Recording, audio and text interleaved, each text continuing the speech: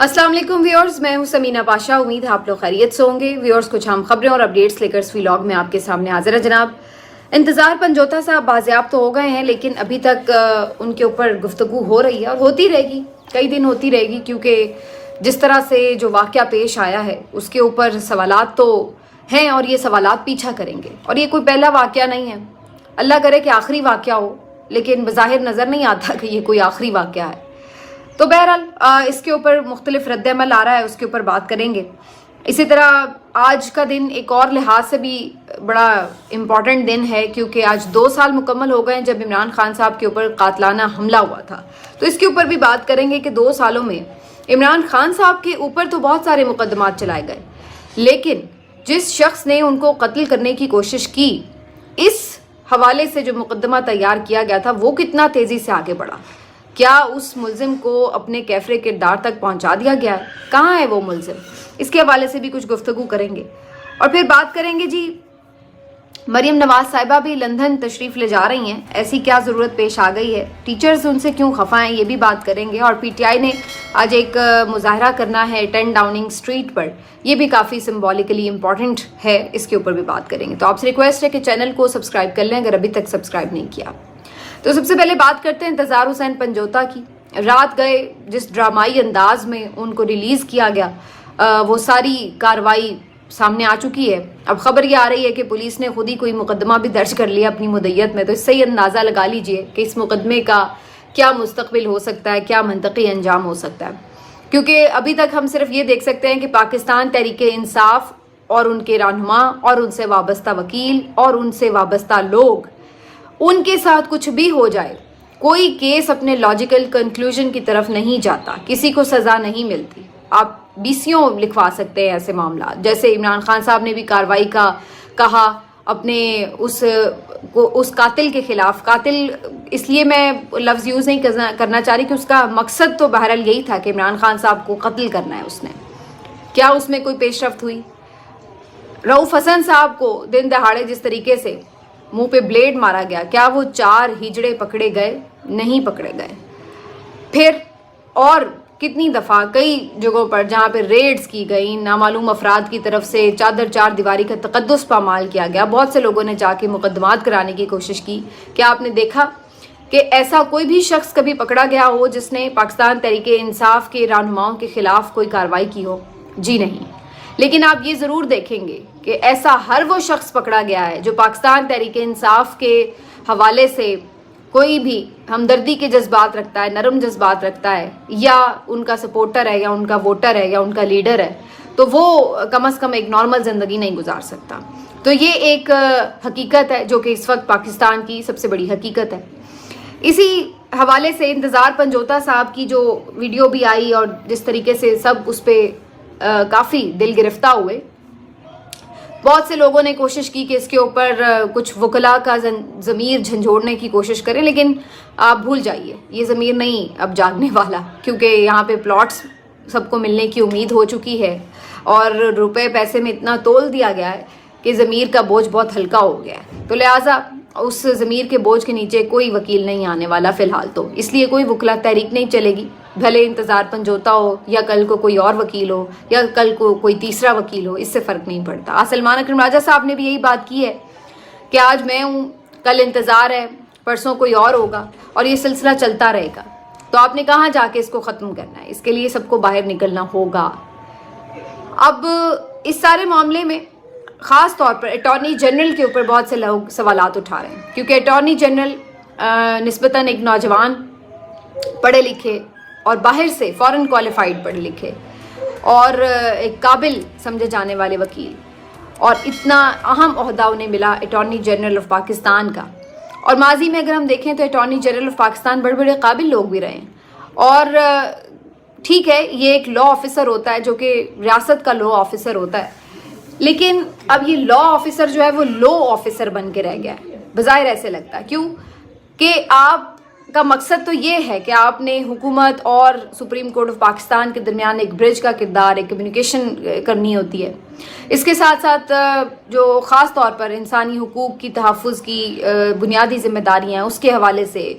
इन चीज़ों के ऊपर हमने देखा है कि जो साबिक़ अटॉर्नी जनरल हैं वो आवाज़ उठाते रहे।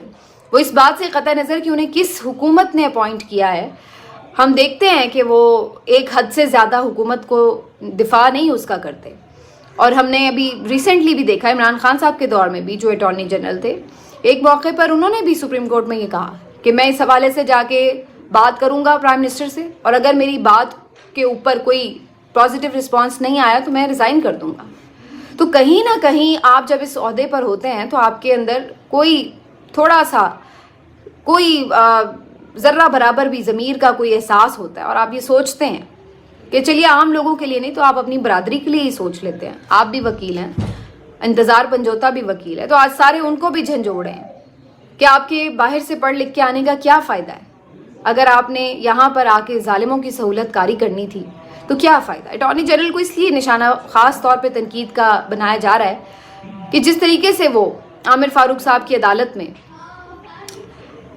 ایک حکومت کو ڈیفینڈ کرتے رہے، وقت پہ وقت لیتے رہے، اور یہ بتاتے رہے کہ جیسے سب ٹھیک ہے اور جلدی وہ بازیاب بھی ہو جائیں گے، اور یہ ساری جو ان کی کمیونیکیشن تھی یہ ایسا تاثر دے رہی تھی کہ جیسے وہ بالکل جو ادارے ہیں ان کے ساتھ ایک طرح سے رابطے میں بھی ہیں اور ان کے بہاف پر یہ بتا رہے ہیں کہ سب ٹھیک ہو جائیں گے معاملات. تو اس لیے اب سب اس بات کے اوپر سوال اٹھا رہے ہیں کہ کس طرح آپ یہ سب برداشت کر سکتے ہیں کہ ایک آپ کو معلوم ہے کہ بے گناہ شخص، کیا قصور کیا ہے، کوئی اس کے اوپر کسی قسم کا کوئی مقدمہ ہے یا اس کے اوپر کوئی گناہ ہے یا اس نے کوئی بہت بڑا جرم کیا ہوا ہے، کچھ بھی نہیں. کوئی اس کے اوپر جرم نہیں ہے، کوئی اس کے اوپر ایسا الزام نہیں ہے کہ جس کے تحت اس کو اتنی سخت آپ سزا دیتے ہیں. اور آپ کو پتہ ہے کہ وہ بے گناہ ہے، اور پھر بھی آپ اتنا بھی نہیں کر سکتے کہ ان سے اظہار یکجہتی کے لیے استعفیٰ ہی دے دیں کہ بھائی اگر حکومت کے یہی کارنامے ہیں تو اس سے بہتر ہے کہ ہم پھر ان کو ڈیفینڈ نہ کریں عدالتوں میں جا کے. تو کم از کم لیسٹ کوئی بندہ کچھ کر سکتا ہے وہ یہ تو کر سکتا ہے. لیکن نہیں، ہمارا پرابلم یہ کہ ہمیں بہت اپنی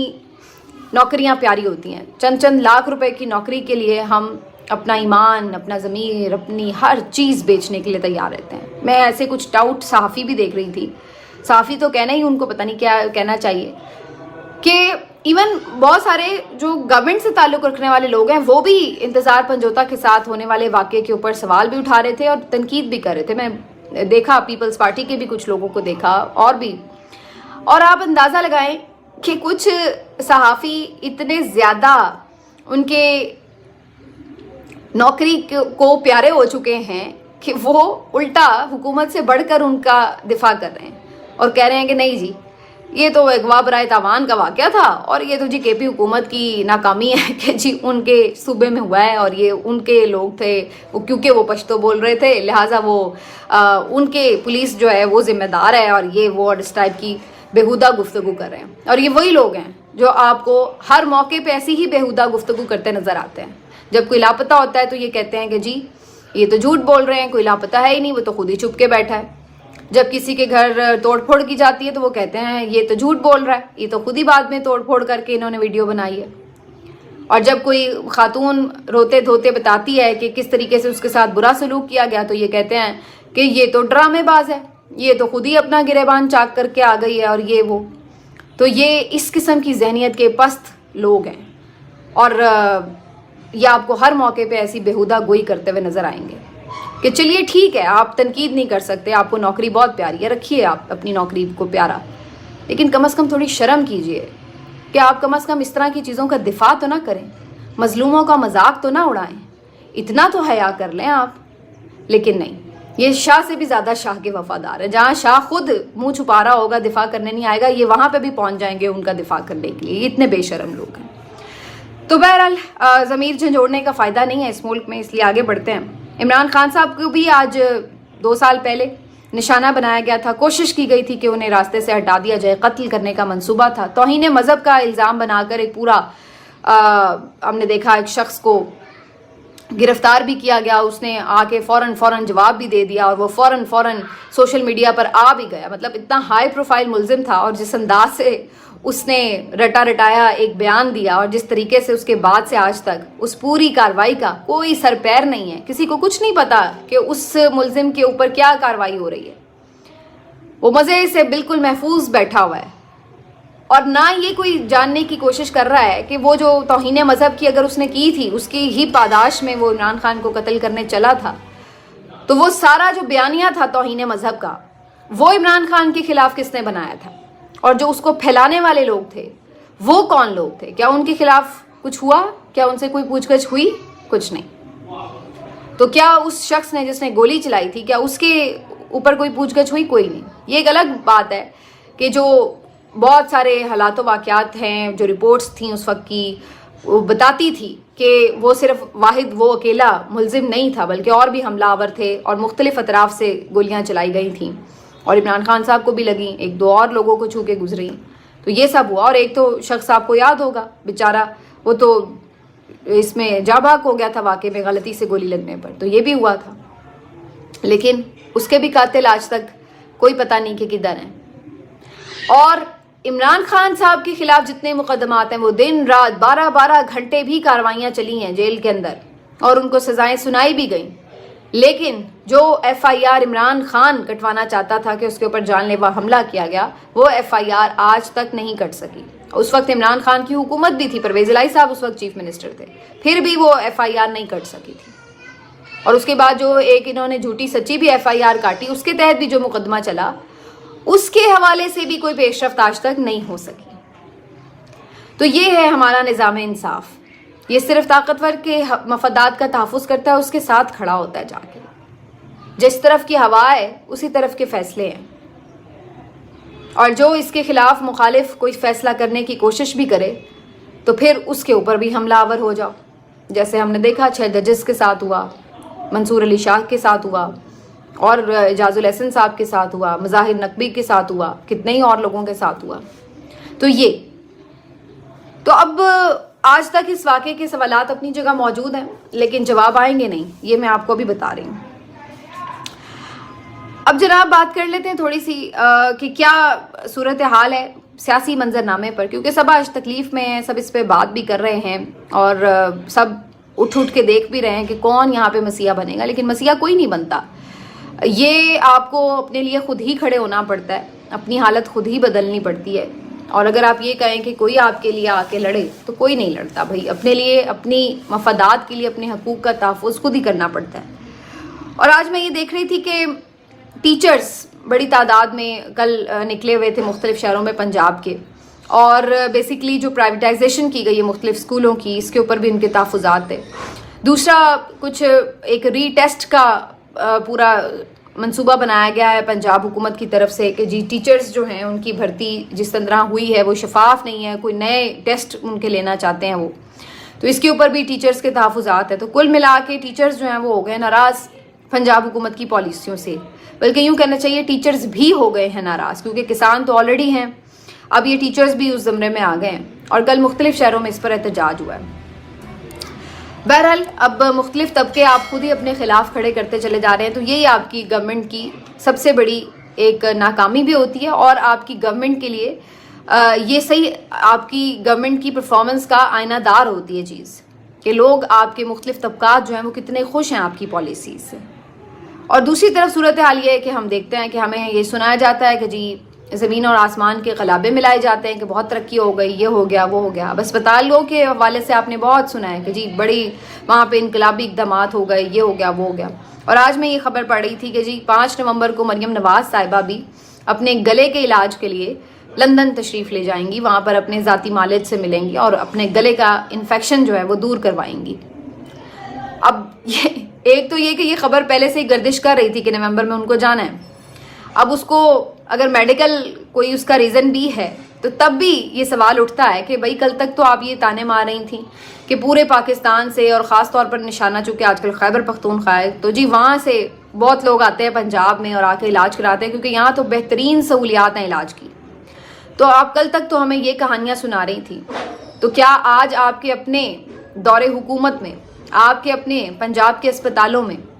کوئی ایسا ہسپتال موجود نہیں، کوئی ایسا ڈاکٹر موجود نہیں کہ جو آپ کے گلے کا انفیکشن اس کا علاج کر سکے؟ جو آپ کو کھانسی بھی آتی ہے تو آپ نے لندن ہی جانا ہے اپنے علاج کے لیے، تو پھر آپ بڑے بڑے دعوے نہ کریں نا کہ آپ لوگوں نے یہ بدل دیا وہ بدل دیا۔ اور اگر آپ نے دعوے کیے ہیں تو پھر پروف کریں یہاں رہ کے، اپنے علاج یہاں ان ہسپتالوں سے کروا کے کہ جی دیکھیے اب یہ اتنے بہترین ہائی کوالٹی ہسپتال ہو گئے ہیں کہ ہم تو خود اپنا علاج یہاں پہ کرواتے ہیں، تو پھر تو بات بھی ہے۔ تو یہ اب محترمہ وہاں پر جا رہی ہیں، اور خبر یہی ہے کہ اب امریکہ کا دورہ کر کے میاں صاحب بھی واپس آ گئے ہیں، اور وہاں پر اب نئی جو صورتحال ہے اس سے نمٹنے کے لیے کچھ نئی پلاننگز بھی ہو سکتی ہیں۔ اگر ٹرمپ صاحب آتے ہیں تو وہاں پر جو میاں صاحب کی ملاقاتیں کوشش کر کے انہوں نے کی ہیں امریکہ میں، تو کیا رسپانس ہوگا نئی امریکی گورنمنٹ کا اس رجیم کے لیے، اور پھر اس سے نمٹنا کیسے، اس کے حوالے سے بھی کچھ نہ کچھ ساری پلاننگز جو ہیں وہ ہوں گی۔ اور پھر جو زیادہ ان کے لیے ایک پریشان کن صورتحال وہ عدلیہ کی صورت میں کہ یحییٰ آفریدی صاحب کے کچھ فیصلے ہیں اس کے اوپر ان کے کان کھڑے ہو گئے ہیں کہ جناب یہ تو اپنے ہاتھ سے ہی لگایا ہوا بندہ ہمارے ہی خلاف فیصلے نہ دینا شروع کر دے، تو اس کے حوالے سے بھی پریشانی عیاں ہے۔ اور ان کی پریشانی کا اندازہ ان کے جو چیلے چمچے ہیں ان کی چیخوں سے ہو جاتا ہے، جو کل سے بہت زیادہ چیخ رہے ہیں، تو اس سے بھی پتہ چل رہا ہے کہ حکومت میں سیویئر قسم کی پریشانی ہے چیف جسٹس یحییٰ آفریدی صاحب کے اقدامات کو لے کے۔ تو بہرحال یہ ساری چیزیں چل رہی ہیں، لیٹ سی کہ اب ان ساری چیزوں کے بعد کس طرف جاتی ہے صورتحال۔ لیکن بظاہر جو پی ٹی آئی ہے وہ اپنا جو ٹارگٹ ہے وہ احتجاج پر فوکس کیے ہوئے ہے۔ 9 نومبر کو انہوں نے ایک بڑا احتجاج کال کر رکھا ہے، لیکن اس سے پہلے جو اوورسیز چیپٹر ہے ان کا یہ کافی ایکٹیو ہے، جیسے میں نے پچھلے ولاگ میں بھی بتایا تھا۔ اور آج اسی سلسلے میں لندن میں ایک بہت بڑا مظاہرہ ہونے جا رہا ہے، اور لندن کے جو مقامی وقت ہے اس کے مطابق 2 بجے یہ مظاہرہ ہونا ہے، اور انہوں نے نہ صرف یہ کہ برطانیہ بلکہ یورپ بھر سے لوگوں کو انوائٹ کیا ہے کہ وہ اس پروٹیسٹ میں شرکت کریں۔ تو جہاں اپنے ملک میں پی ٹی آئی کے ووٹر سپورٹرز اور کارکنوں کے لیے اس طرح کا ماحول بنا دیا کہ کوئی باہر آ کے پروٹیسٹ نہ کر سکے، ان کو یہ آزادی نہیں ہے، تو وہاں ہم نے یہ دیکھا کہ وہ پروٹیسٹ جو ملک میں نہیں ہو پا رہے اب وہ آپ کو اوورسیز کی صورت میں نظر آ رہے ہیں، اور باہر پیرس میں، فرانس میں اور مختلف اور ملکوں میں، آسٹریلیا میں بھی مظاہرہ ہوا ہے، تو مختلف جگہوں پہ مظاہروں کا ایک سلسلہ شروع ہو چکا ہے، کینیڈا میں بھی ہو چکا ہے۔ آج لندن کا یہ جو مظاہرہ یہ کافی امپورٹنٹ ہے، کیونکہ آپ کو پتہ ہے لندن ویسے بھی ایک بہت امپورٹنٹ مرکز نگاہ سٹی ہے۔ 10 ڈاؤننگ اسٹریٹ یعنی وزیر اعظم ہاؤس کے سامنے یہاں پر یہ پاکستانی کمیونٹی جو ہے وہ احتجاج کرے گی، تو اس کا ایک خاص میسج جائے گا، اور اگر یہ ایک زیادہ بڑی تعداد میں کراؤڈ ہوا تو ظاہر ہے اس کو ساری دنیا میں کور کیا جائے گا۔ تو یہ ایک بہرحال امپورٹنٹ ایونٹ ہے پی ٹی آئی کا، اور اس کا مقصد وہی ہے جیسے پہلے ہم دیکھ رہے تھے کہ جہاں جو باہر ان کے رہنما موجود ہیں وہ کوشش کر رہے ہیں کہ جو باہر آپ کی کمیونٹی ہے اس کو موبلائز کر کے، اور جو وہاں کی مقامی حکومتیں ہیں ان ممالک کی، ان کو اس بات کے لیے ریئلائز کرایا جائے کہ یہاں پر اس وقت کیا حالات و واقعات ہیں انسانی حقوق کی خلاف ورزیوں کے حوالے سے، نظام عدل کے حوالے سے، اور عمران خان صاحب کو کس طرح سیاسی انتقامی کارروائیوں کا نشانہ بنایا جا رہا ہے۔ تو ان چیزوں کے بارے میں ایک اویئرنیس اور ریئلائزیشن جس کے تحت وہ یہ سمجھتے ہیں کہ ان کی جو متعلقہ حکومتیں ہیں وہ حکومت پاکستان سے اس بارے میں بات بھی کریں اور ان کے اوپر دباؤ بھی ڈالیں کہ یہ جو سلسلہ ہی ختم ہونا چاہیے۔ تو دیکھتے ہیں اس کا جو مظاہرہ ہوگا، اس کے اوپر میں آپ کو اگلے ولاگ میں اپڈیٹ کروں گی۔ اپنا خیال رکھیے، اللہ